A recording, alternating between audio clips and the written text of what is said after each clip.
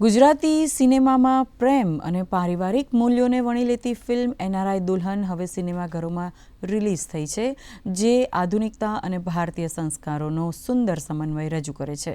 ફિલ્મમાં અભિનેત્રી આંચલ શાહ એક એનઆરઆઈ યુવતીની ભૂમિકામાં છે, જેની જીવનયાત્રા વિદેશી જીવનશૈલીથી ભારતીય પરંપરાઓ તરફના બદલાવ પર કેન્દ્રિત છે. ધર્મેશ વ્યાસ, વિશાલ સોલંકી અને આકાશ પંડ્યા અભિનીત આ ફિલ્મ હાસ્ય, રોમાન્સ અને લાગણીઓનું મિશ્રણ ધરાવતી એક સંપૂર્ણ ફેમિલી ડ્રામા છે.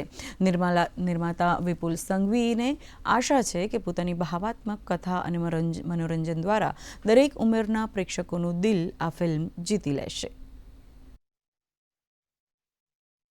આપણો ભારતમાંથી સૌથી વધારે અબ્રોડ જઈને વસ્યા છે આપણા ગુજરાતીઓ, અને ત્યાં જઈને ધીમે ધીમે આપણું કલ્ચર, આપણી ભાષા એ લોકો ભૂલવા માંડ્યા છે.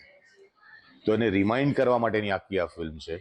અને એક વાત કહું કે બહુ જ સુંદર લખાઈ છે ફિલ્મ, અને એક બહુ સુંદર મેસેજ સાથેની ફિલ્મ. નોર્મલી આપણા લોકો ત્યાંથી અહીંયા લગ્ન કરવા માટે આવતા હોય, અહીંયાથી લગ્ન કરીને છોકરો કે છોકરીઓને ત્યાં લઈ જાય, પણ ત્યાંથી આવેલી છોકરીને, એનઆરઆઈ છોકરીને કેવી રીતે ગુજરાતી છોકરી બનાવીને સેટલ કરી નાખી અહીંયા, એ આખી વાર્તા છે. આ મૂવીમાં એવું છે, ચેન્જ તો જો બધી જ મૂવી સેમ જ થતી હોય છે. હું એવું નથી કહેતી કે અમારી મૂવી બહુ જ અલગ છે, ડિફરન્ટ છે, એવું નથી. બધી જ મૂવી સેમ જ બનતી હોય છે. બસ એવું છે કે તમે રિલેટ કરી શકશો કે આ અમારી જ કંઈક સ્ટોરી છે, અમારા જ આસપાસમાં, અમારા આજુબાજુમાં ક્યાંક આવું બની રહ્યું છે કે આપણે આપણી સંસ્કૃતિ, આપણી ભાષાને ભૂલતા જઈએ છીએ. બસ એ યાદ કરાવવાની નાની અમથી કોશિશ છે અમારી.